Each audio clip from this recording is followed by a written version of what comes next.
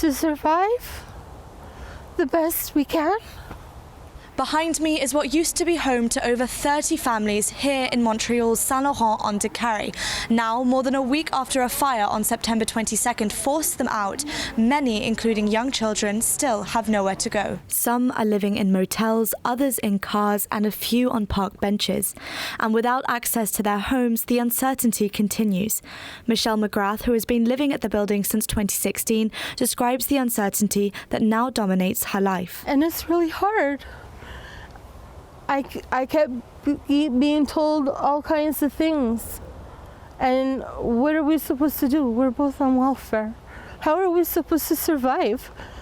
If we stay any longer in the motel, we will be in the street. Andréan Fruns, another tenant who has lived here for nearly a decade, feels like his humanity has been lost in this crisis. Nous avons perdu être humain. I don't know when we stopped being human, when we lost all feeling. I don't know. Je sais pas. But the responsibility of the landlord is complicated, often depending on the fire's cause. It depends on what is the cause of the fire, but generally a fire will not necessarily be the landlord's fault.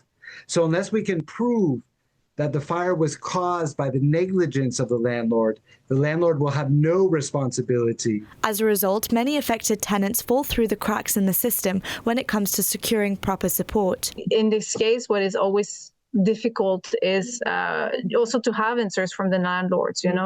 After those situations happen, the landlord that are in bad faith it's a good opportunity to kick out some tenants that are paying lower income. Legal experts suggest that tenants may have limited options, and unless negligence can be proven, landlords are not obligated to provide alternative housing. In the very short term, unfortunately, people's legal recourses are quite limited in these situations. City officials say they are doing what they can, but the discovery of asbestos in the building means repairs will take longer and some tenants may be delayed in returning home. City News also reached out to Gestion Capital Montréal, who own the building. In a statement, Vice President Nicolas Sima said, "The building is currently under the responsibility of the claims expert appointed by our insurer. Access is prohibited for safety reasons until further notice. Tenants must temporarily relocate for the duration of the work." But for Andréan, who's been sleeping in the park near the apartment, he says that with limited funds, he's been reaching out to organizations for help. Ici, dans le parc, où il y a la possibilité. Here in the park, where there is an opportunity, here there is a nearby restroom that is open until 11 p.m.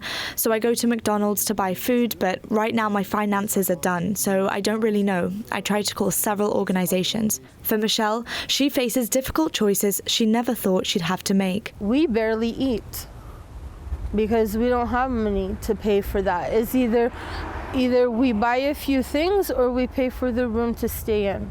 We can't do both. In St-Laurent, Lola Kalder, City News.